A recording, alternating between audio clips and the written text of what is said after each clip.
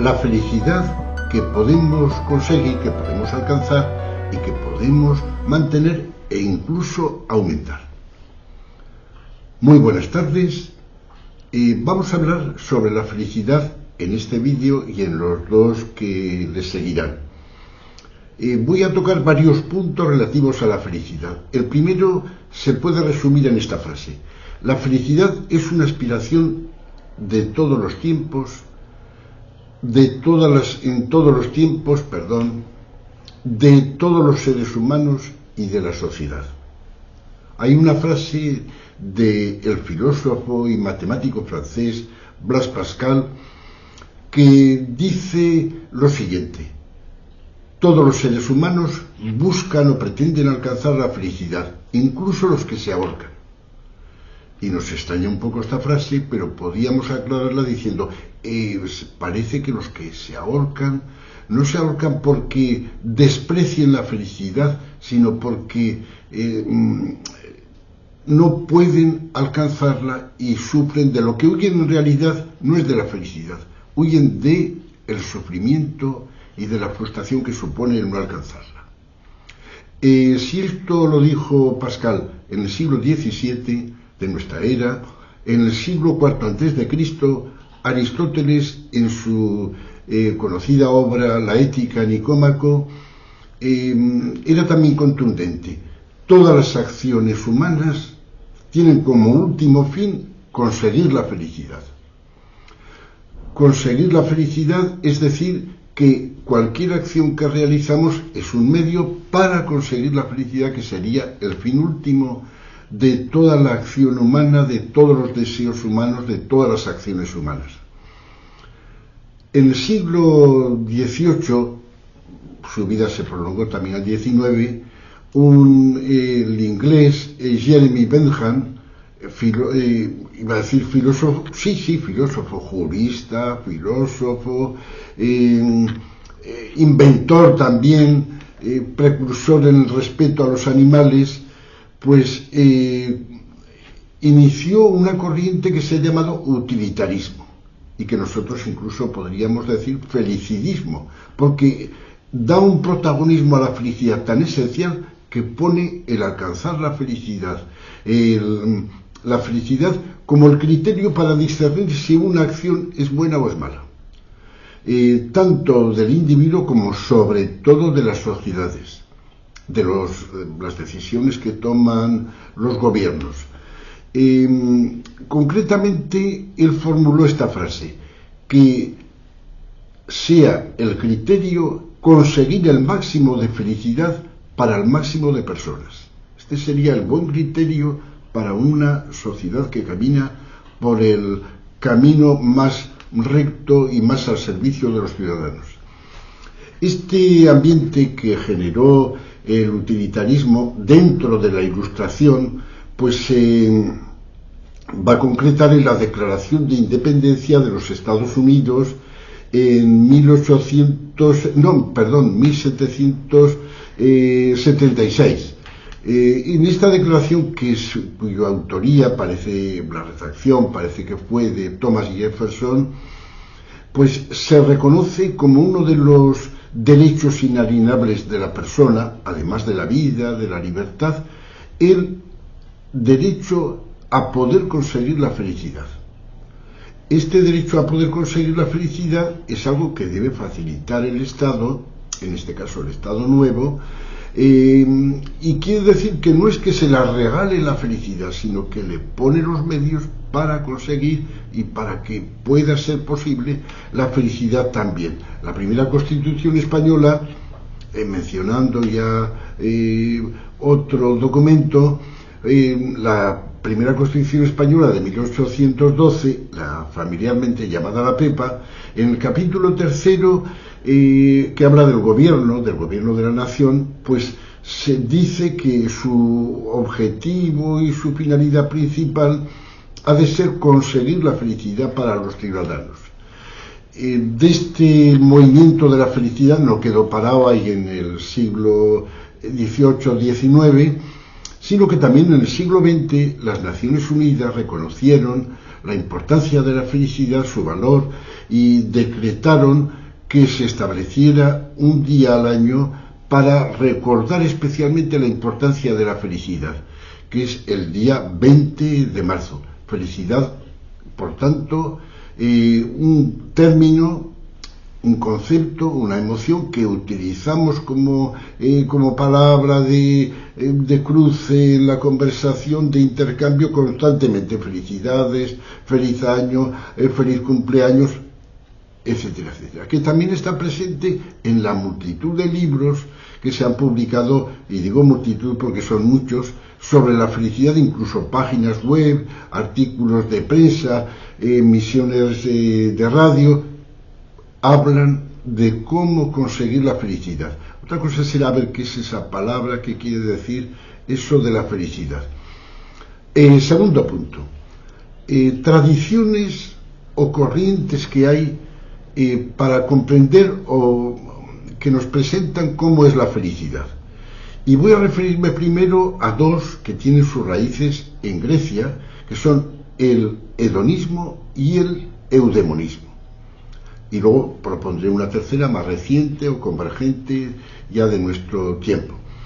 El hedonismo es una corriente que, como ya no suena esa palabra placer, pues sí, buscaban el placer los hedonistas, desde los precursores, que eran los cínicos, Aristipo de Cirene, hasta el mayor desarrollo, ya un desarrollo ulterior, en la carta a Meneceo, ahí sí que vemos que el hedonismo intenta o busca el placer, pero el placer tal como lo comprendía Epicuro y también Aristipo de Cirene, no era un placer de exaltación, de orgías, sino era un placer de serenidad, de tranquilidad. Hoy día resumiríamos, y de hecho algunos que siguen esta corriente, lo resumen en este concepto de sentirse bien, de experimentar un bienestar personal profundo, duradero, profundo, y nos quedamos ahí. La otra corriente, el eudemonismo, fue iniciada por Aristóteles, y podríamos resumirla si la otra es el sentirse bien, la del hedonismo. La del eudemonismo sería hacer o actuar bien. Consiste en tener un objetivo en la vida, en actualizar las potencialidades, nuestras posibilidades, en autoaceptarnos también, aceptarnos a nosotros mismos, en relaciones positivas con las demás personas, en dominio del ambiente, del entorno, el dominio del entorno, es decir, en una cierta autonomía, en un grado de autonomía, etcétera, etcétera. Tiene varias características que ven un poco por dónde va la línea. Actuar bien sería desarrollarse como persona, crecer como persona, se añadiría algo más al puro sentirse bien. Ya en nuestro tiempo, concretamente en el siglo XXI, Martin Seligman, un psicólogo norteamericano muy conocido sobre todo por este libro, que se titula La auténtica felicidad, enunció las características de la auténtica felicidad. Sería una convergencia de las corrientes anteriores, y concretamente habla que la auténtica felicidad consiste en una vida agradable, placentera, pero algo más, una vida comprometida con algo, con la ciencia, con los demás, y una vida también con un objetivo. Es decir, no una vida de vegetar simplemente, sino tener una dirección marcada en la vida. Hedonismo, eudemonismo, auténtica felicidad. Ya un poco de pasada voy a decir que la felicidad a veces, igual conviene adelantarlo esto después hablaré también de ello. La felicidad la podemos entender como tranquilidad, quietud, y la podemos entender también como una exaltación o una euforia. Es una distinción un poco grosera, un poco matizada, pero podría ser eso. Otro punto. ¿Es deseable ser feliz? pues parecería, si respondiéramos que no, parecería una contradicción con todo lo que acabo de decir. Sin embargo, hay autores y hay pensadores que relativizan esto de ser feliz. No hace mucho un autor aparecía en un periódico titular su declaración que decía: estamos enfermos de felicidad. Uno que ha publicado algún libro sobre la felicidad también. Y el novelista, el gran novelista francés, Gustave Flaubert, tiene una frase en una carta que escribe a su amante, y además incluso está referenciada esta cita con el día, el mes y la hora que era por la noche cuando escribió esta carta. Y dice así: ser tonto, idiota, egoísta y tener buena salud, estas son las 3 condiciones requeridas para ser feliz. Pero si falta la primera, la de ser tonto o idiota, todo está perdido. Vean ustedes, pues, una concepción de la felicidad bastante diferente del deseo de felicidad. Más bien sería ridiculizar la felicidad, posiblemente porque él tenía la concepción de felicidad que igual vulgarmente era la degeneración de estas concepciones de la felicidad auténtica o de la felicidad eudemonista, y entonces la criticaba ahí. De hecho, el identificar pues felicidad con idiotez, con tontería, no está muy ajeno a la conversación diaria también. Yo a veces escucho, dicen: este es un hombre feliz, este es un alumno feliz, un feliciano, dicen algunos. ¿Por qué? Porque es pasivo, tranquilo, vive en otro mundo, no vive en este mundo. Es decir, que esa acepción de la felicidad como algo que nos aleja de la vida, que nos hace rendir menos, comprometernos menos, existe también. Una autora americana, psicóloga, se ha hecho famosa por la exaltación que ha hecho de las emociones positivas. Me refiero a Barbara Fredrickson, y ella propone ejemplos, más que ejemplos, resultados de estudios hechos en que la felicidad y todas las emociones positivas, lejos de ser negativas para la persona, son tremendamente positivas, a partir de que hacen a las personas con más iniciativa, con más compromiso en la vida, incluso con más rendimiento intelectual. Hasta incluso habla Fredrickson también de una vida desde el punto de vista corporal, fisiológico, pues mejor también, que es buena incluso para la salud, la felicidad.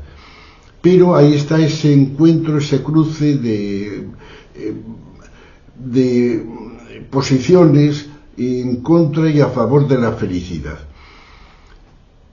Hay todavía, dentro de este apartado de si es deseable ser feliz, podríamos añadir otro, es la existencia de aversión o miedo a la felicidad. ¿Puede uno tener miedo a ser feliz? Pues la verdad es que en alguna encuesta que se ha hecho, pues que no me parece muy rigurosa, se habla de un 2% de la población que no quiere ser feliz, que lucha por ser feliz. Incluso esta fobia o miedo que los autores, los psicólogos profesionales prefieren utilizar este nombre que se ha popularizado demasiado, el de querofobia, fobia a ser feliz. Pues dicen que la querofobia esa, o mejor dicho, el miedo a la felicidad, pues está presente en algunas personas. Incluso diríamos, bueno, ¿y por qué? ¿Por qué puede haber una persona no querer ser feliz? Pues lo primero que dicen es que igual son más este número de personas que no quieren ser felices, igual están más presentes en las sociedades que se llaman sociedades que no son tan individualistas o egoístas como la sociedad occidental, que pertenece más a los países orientales. puede ser precisamente por el miedo a destacar, a rechazar, dentro de una concepción muy solidaria y una identificación de uno mismo con la sociedad, con el país, con la cultura, donde parece que el yo se disuelve un tanto. Eso podría ser una razón. Por otra, hay también algunos que señalan o sugieren que puede deberse esto a que algunas personas creen que si son felices durante mucho tiempo, luego vendrá una desgracia grande. Es una creencia curiosa, pero que en algunos se da, como en los jugadores empedernidos se da un poco al revés, los adictos al juego. Si he fallado varias veces, ahora vendrá la buena. Y no, pensando que a lo malo sucede lo bueno, pues son hechos, cada uno de los hechos es aleatorio, no tiene relación con el anterior. O alguna vez igual sí, porque puede ser consecuencia, pero en general no parece que tenga relación con el anterior también. Aversión y miedo entonces a la felicidad, porque si ahora estoy alto, luego vendrá lo de estar bajo. Puede que tenga algo de verdad, pero en definitiva no parece que sea una explicación plena. Bueno, voy a pasar a otro punto, que es las cifras, o le podemos llamar así, la felicidad en cifras. La felicidad en cifras se refiere a que la felicidad se puede cuantificar, y de hecho se cuantifica. Y dice, bueno, ¿y cómo se puede medir la felicidad? ¿Con un metro, con un peso, con qué? No. La medición es un requisito de las ciencias. La psicología como ciencia y las disciplinas afines a la psicología que tratan también de la felicidad, pues han querido de alguna manera cuantificarla. No como la longitud o la masa, pero sí han encontrado una fórmula que se utiliza también en otros ámbitos de la psicología, que es el preguntarle al sujeto, el autoinforme, podemos decir, el informe que da uno de su felicidad. Si preguntamos a las personas, ¿usted en general está satisfecho con su vida? En general, no en este momento. ¿En qué grado estaría usted satisfecho, o se sentiría bien, o se siente usted feliz? Puntúelo de 1 a 10 o de 1 a 5. Eso sería. Tiene la pega que, ya que nos falta el felizómetro, no tenemos un aparato para medir la felicidad, un felizómetro, pues esto puede variar de cómo se encuentre la persona en ese momento, efectivamente. Por eso hay variaciones para cortar eso. A través de lo que dicen las personas, porque siempre tenemos que dejar claro que el juez de la propia felicidad es la persona, el juicio que da uno. Podrá haber luego índices de felicidad y tal, pero esos son índices ya más objetivos. La felicidad es un concepto que es cómo se siente uno o cómo quiere uno realizarse como persona, crecer como persona. Es algo fundamentalmente... Ha habido algunas tentativas de medición biológica de la felicidad, que sería pura curiosidad porque no se han desarrollado todavía. Sí que me voy a referir a una, porque se ha hecho muy popular, la de este monje budista Mathieu Ricard, que aparte de haber escrito un par de libros sobre la felicidad, es una persona que tiene en su currículum, antes de entrar monje budista y vivir en el Nepal, muy cerca y muy próximo al Dalai Lama, hizo el doctorado en París de biología genética, un hombre con una preparación rigurosa tal. Bueno, pues este participó en un estudio que se hizo en la Universidad norteamericana de Wisconsin sobre la felicidad. Y entonces pasaron una serie de personas, les aplicaban unos electrodos en el cerebro y dice, bueno, pues entonces ya se puede medir. No, la medición era indirecta, era medir que emociones negativas, o que podemos llamar negativas, como es el estrés, el disgusto, la depresión, estuvieran bajas y que las positivas estuvieran altas. En base a eso, con un casquete o casco de 256 electrodos, que lo señalan bien los periodistas, se hizo ese estudio y Mathieu Ricard salió como el hombre más feliz del mundo. Es decir, de todos los que se habían estudiado allá, pues el que había dado la puntuación máxima, una puntuación que rompió con la escala que iba curiosamente de 0,35 a menos 0,35. Un poco parece que se tendría que ser al revés, pues no es así. Pues Mathieu Ricard, su puntuación fue de menos 0,45. O sea, se pasó de esto. Bueno, cuando le preguntaron a él a ver qué pensaba de este resultado, pues dijo, bueno, pues hay que relativizarlo, es una medición indirecta, mide emociones positivas, no es propiamente la felicidad, tal. Y luego todavía añadió con esa sofrosina y calma budista que dijo, bueno, de todos modos peor hubiera sido que saliera el hombre más desgraciado del mundo, el hombre menos feliz del mundo. Y dijo, bueno, hay mucha gente que no han entrado en este estudio que pueden ser mucho más felices que yo. Y cuando le preguntaron concretamente cómo había desarrollado la felicidad del grado, fuera el primero o no fuera el primero, dijo, bueno, pues para mí han sido esenciales la compasión humana, la compasión con las demás personas y el altruismo. Eso es lo que me ha generado el ser realmente feliz. Vemos entonces que hay posibilidad de esta medida, pero que todavía es indirecta y es remota. Porque algunos dirán, ¿y puede haber una felicidad típica de una nación? Pues sí, hay un ranking que yo creo que se renueva anualmente, en que salen las naciones más felices del mundo. Esto lo inició esto de la felicidad, que él le puso el nombre de felicidad nacional bruta. Fue un rey de un país que está en el Himalaya, Bután, que antes apenas era conocido y ahora veo que es objeto de viajes, de excursiones allá. El rey, cuando no me acuerdo el nombre, es, vamos a ver, sí, Shingi Wangchuk, cuando en 1972 ascendió al poder, creó este índice, el índice de felicidad nacional bruta, y de ahí surgió luego el ampliarse y generarlo para otros países, incluso hacer un ranking de países. Siempre, como digo, es la media de lo que han dicho las personas en un muestreo representativo. Algunos hablan de que esto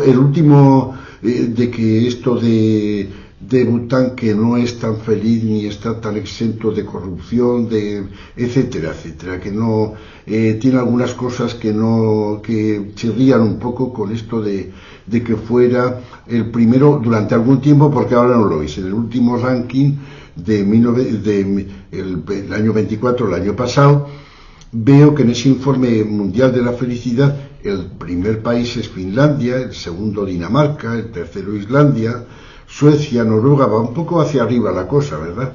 Y se podría incluso hablar de por qué ese asunto, por qué los países esos nórdicos tienen un índice de felicidad mayor. Lo mencionaremos en otro punto también. Ahora, la última pregunta para acabar sería, ¿son pocas o son muchas las personas felices? Guiándonos por esta encuesta de que el sujeto sea el juez de su propia felicidad, pues diríamos que son muchas las personas felices. Es decir, son mucho más las personas felices que las personas que se declaran no felices en estas encuestas. Entonces, ¿cómo nos explicamos los índices de depresión y tal? Bueno, eso ya es otra cuestión, que es más complejo el coordinar o el enlazar estos dos datos. Lo que estamos basándonos en un juicio subjetivo de la persona, y entonces ahí dicen que se podría diferenciar entre personas felices y personas muy felices. Según las encuestas, la mayor parte de la gente se siente feliz, y algunos expresamente más felices todavía. Bueno, pues con esto terminamos esta parte de la felicidad, este vídeo, y muchísimas gracias por la escucha y hasta el siguiente, que continuaremos tratando el tema de la felicidad.